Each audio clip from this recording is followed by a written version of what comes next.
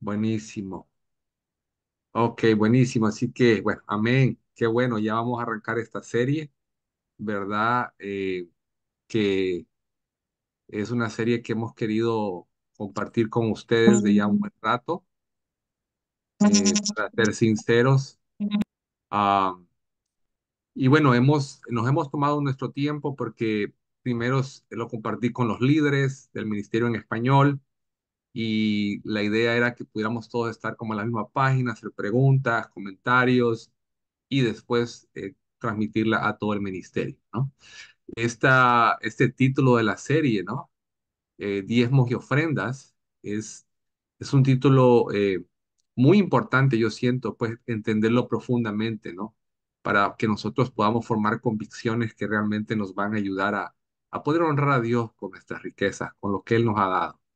Y qué mejor que cuando lo entendemos desde el punto de vista bíblico, entendemos el trasfondo, entendemos un poco la historia de cómo se fue desarrollando esto de los diezmos y las ofrendas, ¿no? Entonces, esto para mí es sumamente importante. Les cuento que este estudio a mí me ha tomado años.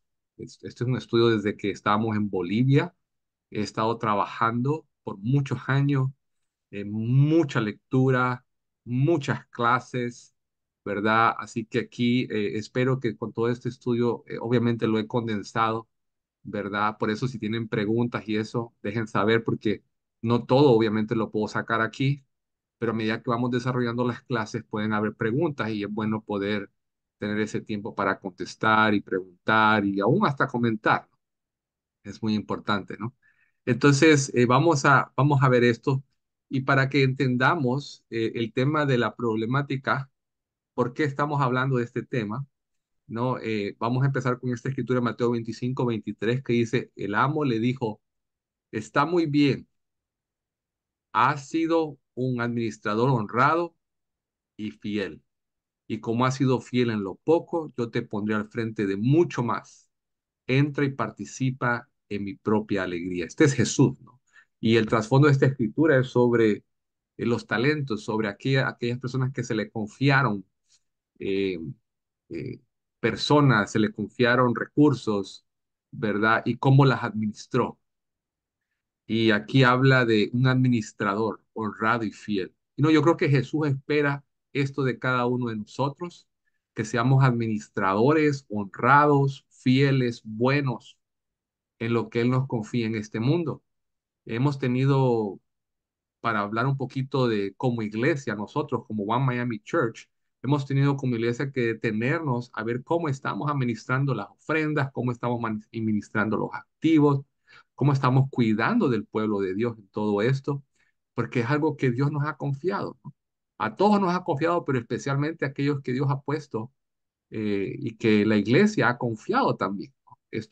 Este cuidado espiritual, ¿no? En todas estas cosas. Entonces, um, cosas que encontramos a través de la administración, ¿verdad? Eso es la administración porque la iglesia tenemos administración, ¿no? Tenemos una administración que está en las oficinas en Broward, pero hay administradores, hay un directorio de la iglesia One Miami Church.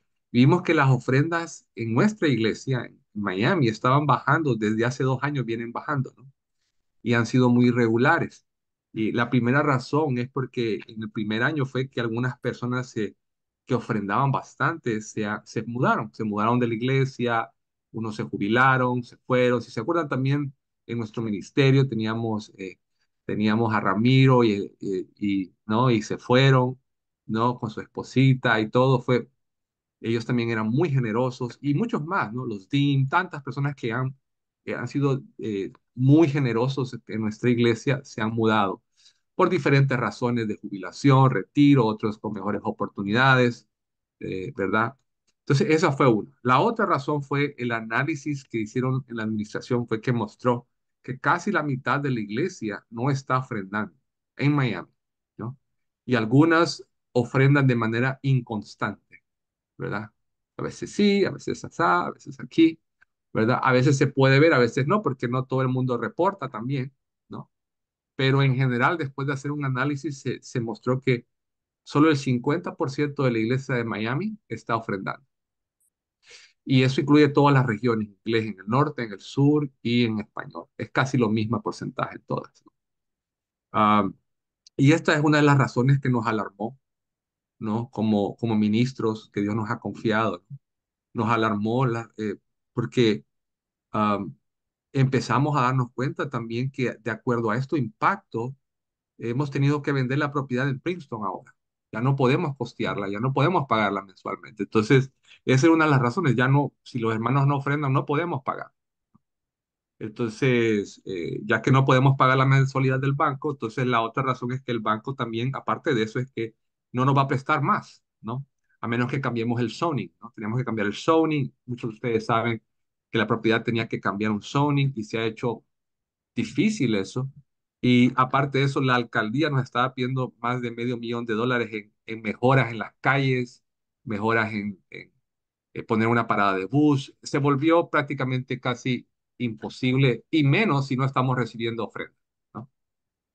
Entonces todo esto nos mostró que lo mejor era vender, porque no podíamos, y como buenos administradores tampoco podemos meternos en una deuda que no podemos pagar, ¿verdad? Am, John Reos va a hablar más de eso con toda la iglesia, más en detalle, pero yo quería darles a ustedes las razones de por qué es tan importante estas clases, ¿no? Porque impactan a todos nosotros, ¿verdad? Aunque no creamos. Lo bueno es que al venderla podremos sacar ganancia, porque cuando se compró a lo que ahora vale, prácticamente vamos a tener cientos de miles de dólares ahora como reserva que nos pueden ayudar a poder hacer un mejor plan para el futuro.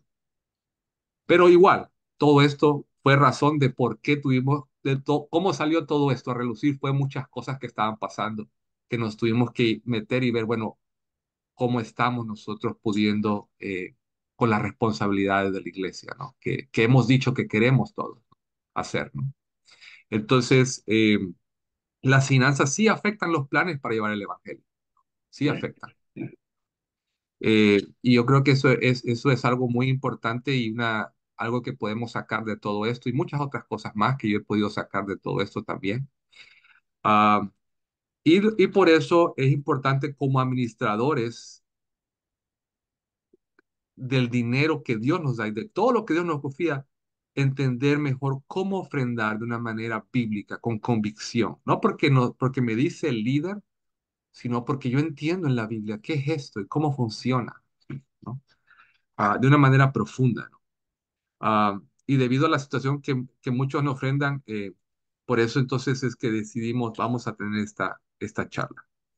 Entonces, vamos a estar hablando todo mayo, vamos a estar hablando de 4 temas: el diezmo en la era de los patriarcas, ya vamos a hablar un poquito qué es eso; el diezmo en la ley de Moisés, ¿verdad? ¿Qué significa, cómo era, cómo se desarrolló, qué pasó, por qué ahora hay esto en los patriarcas, en Moisés; después el diezmo durante el primer siglo, ¿no? Cómo funcionaba el diezmo en el primer siglo; y también en la última clase, la última semana de mayo, esperamos poder, con el favor de Dios, hablar sobre la ofrenda en la iglesia del primer siglo, ¿no?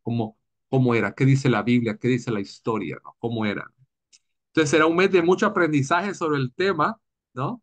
En toda la Biblia, ¿no? Y hasta extra bíblicos. Pero el propósito es eso, es entender las razones, el por qué, cómo nació, y que cada uno de nosotros desarrolle esa convicción bíblica delante de Dios en este tema. Como les digo, estos son años de estudio para mí, que voy a tratar de dárselos tal vez en 4 horas. Así que yo los animo a que profundicen aún más y si tienen preguntas, vengan, pregúntenme. Yo con gusto puedo tratar de contestarles lo mejor posible o por lo menos dirigirlos a donde pueden encontrar la respuesta, ¿no? Así que hoy vamos a aprender sobre el diezmo en la era de los patriarcas. Así que si me quieren acompañar a orar, por favor, se los voy a agradecer. Padre que estás en el cielo, gracias por este día que nos permites estar aquí y poder hablar de este tema, Padre, del dinero, de las riquezas, de las posesiones que tú nos das y cómo poder honrarte con ellas, cómo entender mejor el diezmo, la ofrenda, qué significan para ti, qué dice tu palabra, cuál es el propósito, cuál es el corazón y por qué es tan importante este tema que Jesús predicó tanto, Señor. Te ruego, Padre, que por favor nos guíes, nos des sabiduría, toque nuestros corazones y me uses como un instrumento de trillo para llegar a los corazones, para también trabajar convicciones y podamos, Señor, tener una fe basada en tu palabra. Gracias, Señor, te amo, te adoro, te alabo y te doy gracias por el pueblo que tenemos aquí en Miami, que es tuyo, y te entregamos todo en Jesús. Amén. Vamos a empezar un poco con el diezmo en la historia antigua. Como pues, la palabra para diezmo en hebreo es ma'aser, ¿no? El cual se refiere al ofrendar el 10% de todo lo que uno produce o obtiene. En aquel entonces, acuérdate que no era el capitalismo lo que dominaba, también había temas de mucho intercambio, había ovejas, había ganado, era una economía muy mixta, ¿no? No es como ahora, por lo general todo ahora es un capitalismo, ¿no? Todo funciona a través de la moneda en general. Y este era un impuesto establecido por las autoridades del templo y lo colectaban oficiales representantes del templo. Es lo que Dios había pedido a su pueblo, ¿no? Generalmente se guardaba en el tesoro o bodega del templo. Cuando tú ves el templo también en la parte de atrás, ves esa parte en rojo, ahí es donde se guardaba. Ahí se guardaba, todos los diezmos se guardaban, todas las ofrendas, y ahí los administraban los representantes del templo, ¿no? Que estaban ahí haciendo cuidado. Entonces, quería darte nada más para entender esto, cómo funcionaba, ¿verdad? En aquel entonces, y era utilizado por los sacerdotes y el personal del templo. A veces había granos, habían alimentos, productos de agricultura, pero también se manejaba el diezmo, ¿no? Entonces, el diezmo no es algo exclusivo del Antiguo Testamento, te cuento. Es algo que se practicaba en el Medio Oriente por otras naciones. El recibir el diezmo como era algo sagrado en el imperio neobabilónico, ¿verdad? Esto era que se practicaba mucho en las antiguas naciones, ¿no? Y a veces pensamos que solo es para nosotros, no, esto no es nuevo. Cuando Abraham, y vamos a ver eso, lo dio. Se practicaba en el Medio Oriente, se daba para el sostenimiento del templo. Acuérdate que también estos otras naciones tenían otros dioses, ¿no? Y ellos también tenían sus diezmos, tenían sus ofrendas, tenían su rey, tenían todo, tenían su religión, ellos, ¿no? Entonces, no, esto no era nada nuevo, ¿no? Si podemos decirlo de alguna forma, ¿no? Entonces, esto lo podemos encontrar también en documentos extrabíblicos neobabilónicos en el siglo VI antes de Cristo, como también en los documentos siro-palestinos, podemos encontrar los textos Ugarit, ¿verdad? Aquí tienen una imagen más o menos de cómo serían esos textos, de diferentes formas, obviamente, que los arqueólogos han estudiado, gente de historia lo ha leído. Entonces son textos extra bíblicos que nos ayudan a entender qué estaba pasando en aquel entonces, ¿verdad? Cuando vivían los patriarcas. Los textos babilónicos, por ejemplo, son una ampliación colectiva de escrituras antiguas, ¿no? Creadas por ese tiempo, ¿no? En la Mesopotamia, lo que es ahora Irak. Y los textos siro-palestinos se refieren a la literatura de textos religiosos, históricos, culturales. Los textos Ugarit son 6.000 años antes de Cristo. Y eso nos habla un poco de la cultura, la religión. Abraham vivió aproximadamente hace 3.850 años. Estamos hablando que estas cosas existían mucho más antes, ¿verdad? Pero tienen una influencia. Todo esto es importante, les estoy tratando de poner en contexto, ¿verdad? Porque cuando Abraham viene y da el diezmo, él no se lo saca de la nada, él no se lo inventa. Esto es algo que ya estaba existiendo en aquel entonces. Y podemos encontrar que el diezmo era un impuesto real, ordenado por el rey para el mantenimiento de la corte. Entonces, el diezmo, amén, es increíble, pero no era algo nuevo. Nuevo para nosotros cuando leemos la Biblia, tal vez, pero no necesariamente nuevo para la cultura que estaban viviendo los patriarcas.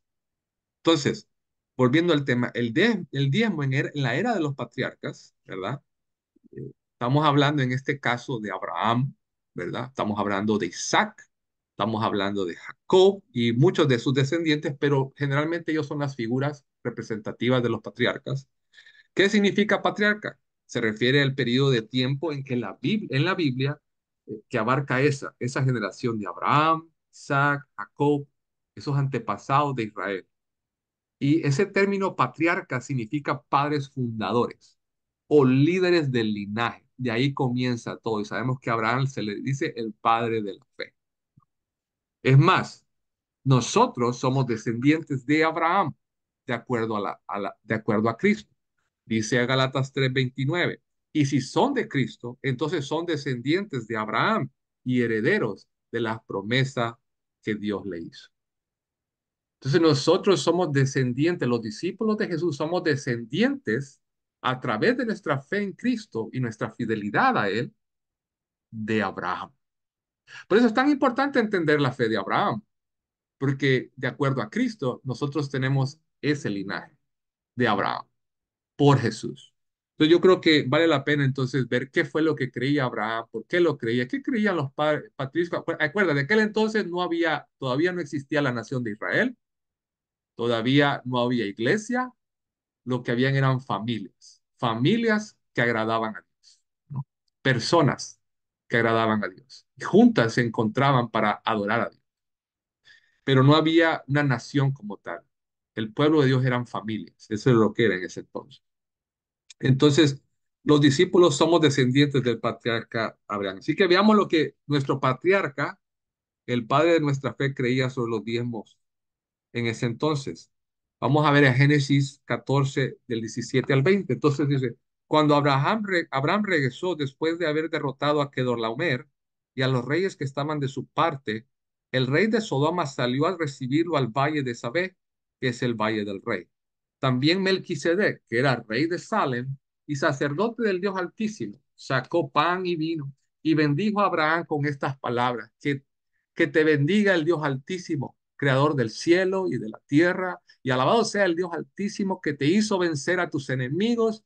Entonces Abraham le dio a Melquisedec la 10ª parte de lo que había recobrado. Entonces, este pasaje vemos que Abraham se encuentra con Melquisedec, ¿no? ¿Y quién es Melquisedec? De acuerdo a la escritura, dice que su rol era, él era rey y era sacerdote. Tenía dos roles, era un rey y era un sacerdote, ¿no? Ahí vemos dos roles mezclados, ¿no? ¿De quién? Era sacerdote del Dios Altísimo. Mira qué interesante. Oh, oye, ¿cómo así? ¿Y cómo es que? Pero no era solo Abraham, no, mira, aquí encontramos a alguien más en la Biblia, fuera de Abraham, contemporáneo a él, que dice que servía al mismo Dios, ¿no? O sea que Dios no estaba nada más enfocado en Abraham, ¿ok? También tenía otras personas ahí. Y Melquisedec era uno de ellos. Dice que él servía al Dios Altísimo. Y vemos que Abraham se encuentra con él. Y dice que es el sacerdote del Dios Altísimo en la ciudad de Salem, que se cree, en aquel entonces se cree que era la Jerusalén antigua, la más antigua, mucho antes de que se estableciera como Israel. Entonces, el nombre Melquisedec significa mi rey es justo. Y este hombre se acordó con la escritura, tenía una relación con Dios de Abraham, así, de acuerdo a la escritura, tiene una relación con el mismo Dios. Y este hombre vemos esta unión, ¿no? De la tradición del diezmo, el cual era sagrado. Ya sabemos que las otras naciones daban sus diezmos a sus dioses, pero viene Abraham y Dios lo bendice y recupera y tiene todo esto y ve a Melquisedec y él sabe, él es el Dios que yo sirvo, él es el Dios que yo, el mismo Dios, y va y le da la 10ª parte de todo lo que había recobrado, ¿verdad? Y entonces Melquisedec, que era rey y sacerdote, lo bendice, ¿no? Qué bueno que Dios te dio esto y que te dio la victoria con tus enemigos, ¿no? Entonces, la colección del impuesto del templo el templo y el real también era una práctica común en aquellos tiempos en mi familia. Es lo que yo he estudiado y he visto. Es por eso por lo que Abraham le entrega esa 10ª parte. Él está diciendo, todos tienen sus dioses que dan su 10%, pero yo doy también a mi Dios mi 10%. ¿No? Entonces, este pasaje también tiene un acontecimiento histórico porque marca un precedente como un principio bíblico que se desarrolla a lo largo de la relación con Dios y su pueblo Israel. Esto trae precedente, creo que a Dios le agradó tanto que lo estableció como una ley, me explico, ¿no? Para el pueblo de Israel. Fue algo muy agradable que lo vemos en la Biblia y lo vemos en el Antiguo Testamento. Entonces, enseñanzas claves que podemos ver de este pasaje es que Abraham da voluntariamente su diezmo. Nadie lo está obligando, nadie está detrás de él. Él voluntariamente da su diezmo a Melquisedec sin la motivación de recibir nada a cambio. ¿Por qué? Porque Abraham ya había recibido. Entonces, tú das de lo que ya recibiste, no de lo que vas a recibir. Entonces, él ya había recibido la bendición, él ya había recibido algo y en gratitud él da el diezmo. ¿no? Y esto es bien importante porque me hace reflexionar que muchas veces estamos esperando que Dios nos bendiga para dar, pero ya nos ha dado. Entonces, Dios me da algo. La pregunta es, ¿qué hago yo con eso? En el caso de Abraham, él vino y como en aquel entonces se daba el diezmo, él vino y dio su diezmo al sacerdote Melquisedec, que sirve al Dios que yo sirvo, ¿no? Y le da su diezmo. Entonces vemos eso, ¿no? Abraham ya había recibido la bendición de parte de Dios al vencer a sus enemigos y de lo que él recuperó se lo devuelve a Melquisedec. Da voluntariamente y es una gratitud, es una señal de gratitud, ¿no? Es gratitud, wow, Dios me bendijo, Dios me dio, yo en gratitud devuelvo a mi Dios. ¿Para qué? A Melquisedec, para que siga adelante sirviendo a Dios, siga adelante en sus roles de rey y de sacerdote, pues especialmente de sacerdote, diría yo, ¿no? Um, pero él estaba mezclado con dos roles. Y Dios lo bendijo obteniendo algo. Entonces, la ofrenda es una señal de gratitud a Dios por lo que Él nos permite obtener. Y esto me hace reflexionar, ¿verdad? Mucho, ¿no?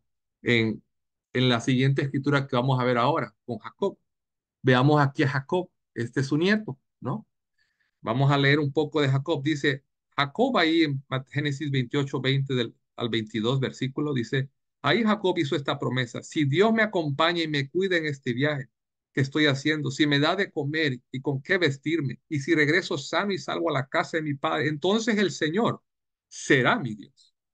Esta piedra he puesto como pilar será a casa de Dios, y siempre te daré, oh Dios, la décima parte de todo lo que tú me des, ¿no? Vemos aquí la convicción del nieto de Abraham, parece ser que se le pasó, ¿no? Hubo esa influencia y vemos aquí, ¿no? Él dice que le dio la décima parte de todo lo que tú me des. Y en el caso de Jacob es interesante, el diezmo está conectado con una promesa en el cual si él recibía la bendición de Dios, ¿qué era esa bendición?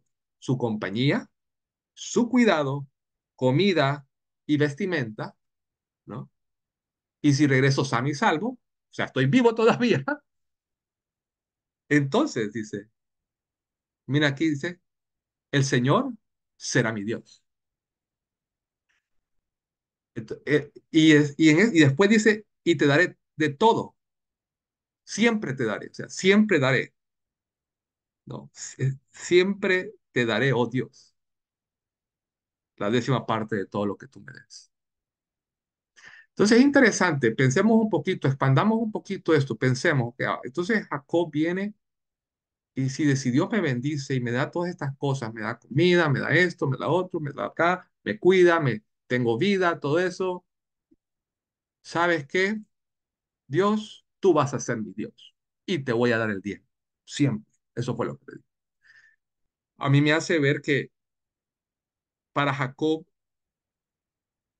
el diezmo era una señal del señorío de Dios en su vida, porque él dijo, entonces el Señor será mi Dios. Si tú me cuidas, si tú me albergas, si tú eres mi Dios, entonces, tú estoy bajo tu señorío. Y entonces, como estoy bajo tu señorío, yo siempre te voy a dar el diezmo. Era para Jacob, el diezmo era una señal del señorío de Dios sobre su vida, ¿no? Este es mi Señor, Él es mi Dios y por eso yo le doy mi diezmo.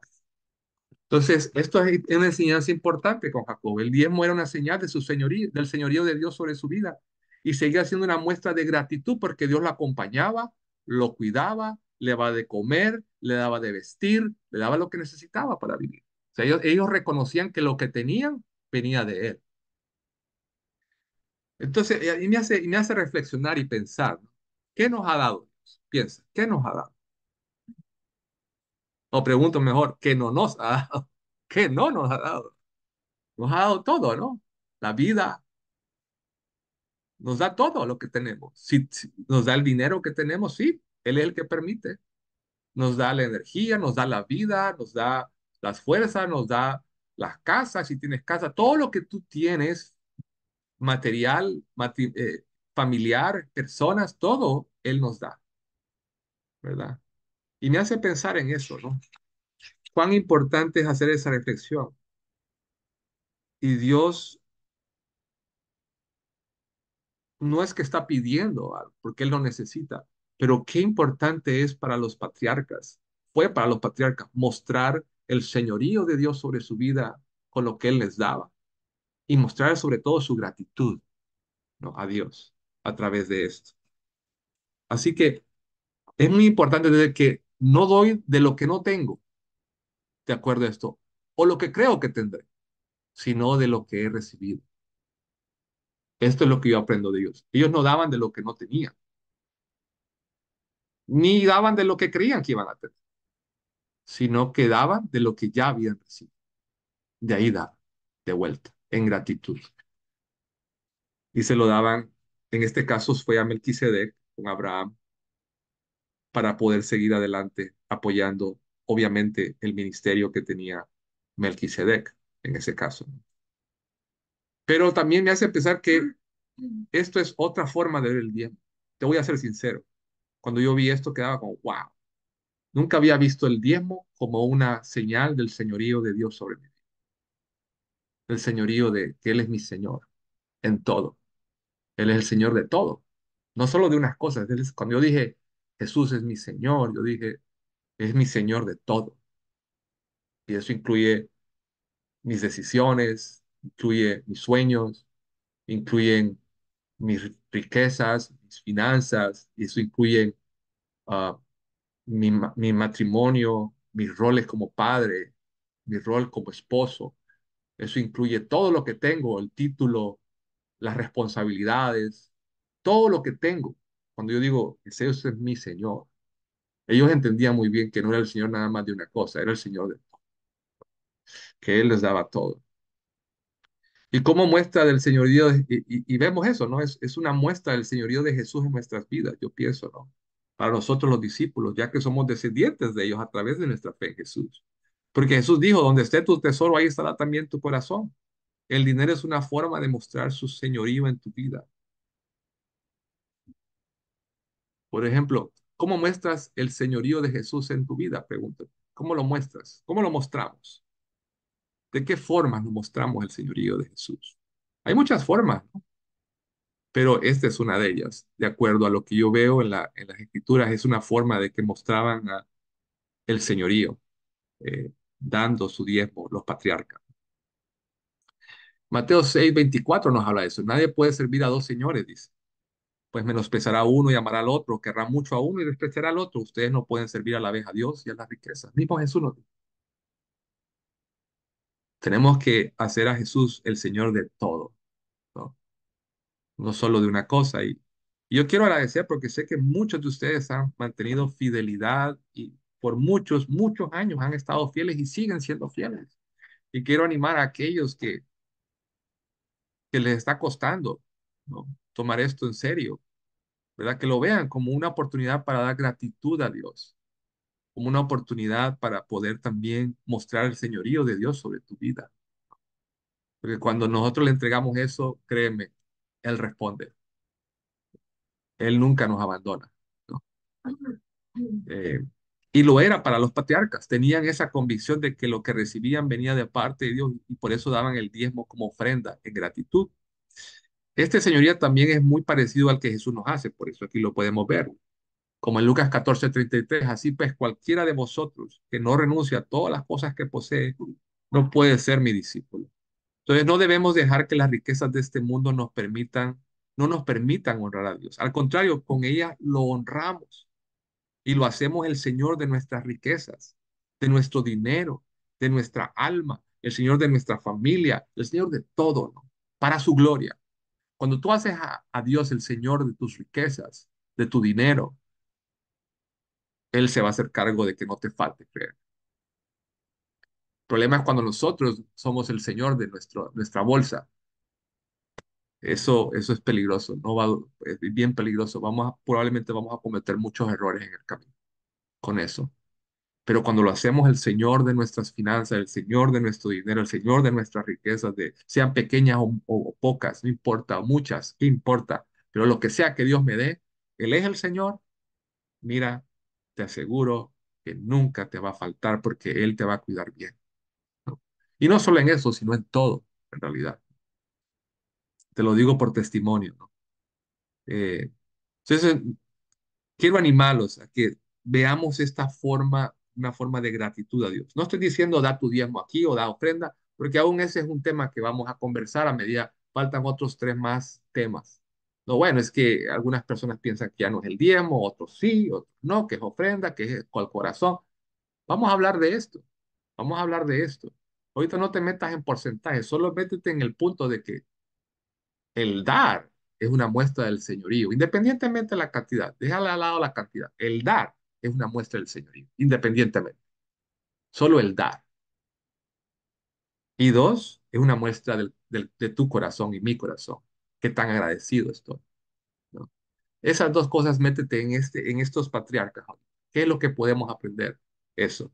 Se da por gratitud, se da de manera, nadie está coercivamente haciendo detrás de ti, es gratitud completa, se le da a alguien que está sirviendo al Dios, al mismo Dios que él servía, ¿verdad? No era nada nuevo, era normal, nadie se pone mal por dar eso, ¿no?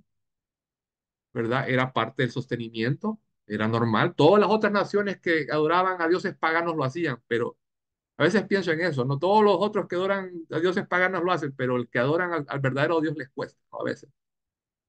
Entonces, ahí es donde muestra el señorío, muestra realmente. Abraham da eso y lo da con todo su corazón. Entonces debemos aprender a despojarnos del dinero y las riquezas para honrar a Cristo con ellos. Estos principios aprendimos hoy. El diezmo no era exclusivo de Abraham, lo practicaban otras naciones. El diezmo se daba después de haber recibido la bendición, no antes. O sea que no es algo condicional, si me explico es lo que quiero decir. No es algo como, bueno, si Dios me da, entonces yo doy. No, Dios ya porque Dios nos da, es que nosotros damos, no es al revés, ¿no? Entonces es importante entender, bueno, cuando Dios me dé, yo doy. No, no, das porque ya tienes, ¿no? Y después, y lo das para mostrar tu gratitud a Dios y el señorío de Él hacia tu vida. Para eso da.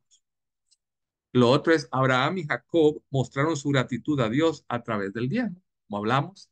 El diezmo era usado para apoyar a Melquisedec, que era rey y sacerdote de Dios, el mismo Dios de Abraham. Y el diezmo era una señal del señorío de Dios sobre la vida de Jacob. Entonces, no sé, espero que esto te haya ayudado a entender un poco. Apenas estamos comenzando, es la primera clase, estamos hablando de los patriarcas. En aquel entonces no era religión, no era nada, eran familias, pero sí había un sistema alrededor de adoración y de apoyo a los otros dioses paganos. Pero Abraham decide hacerlo con el mismo Dios de Melquisedec, que era su Dios, que es el Dios que tú y yo, de acuerdo a la escritura que vimos hoy, somos descendientes de él a través de Jesús, ¿no? Entonces, el siguiente tema es el diezmo en la ley de Moisés. Vamos a hablar del diezmo en la ley de Moisés, vamos a, a conversar un poco cómo se fue desarrollando esto. Obviamente, tenemos que entender que una transición de familias a nación, ¿no? Empezó, unas familias daban y ahora esas familias se convirtieron en un pueblo, en una nación. Y entonces esta nación, ya Dios le da sus leyes, como sabemos, a través de Moisés, y Dios pone el diezmo en el pueblo de Israel como una forma para poder apoyar a los sacerdotes, a los levitas, a aquellos que servían en el templo, para poder tener ese sistema de apoyo al pueblo para que pudieran estar bien delante de él. Entonces, bueno, creo que eso es hasta ahora el momento. Voy a parar la grabación, y voy a dar tiempo para que podamos dar algunos comentarios, preguntas. Como les digo, todavía eh, da- faltan cuatro temas más, tres temas más, perdón, ¿verdad? Pero espero que esto te haya movido un poco el tapete y te haya puesto a pensar un poquito. Vamos a parar aquí.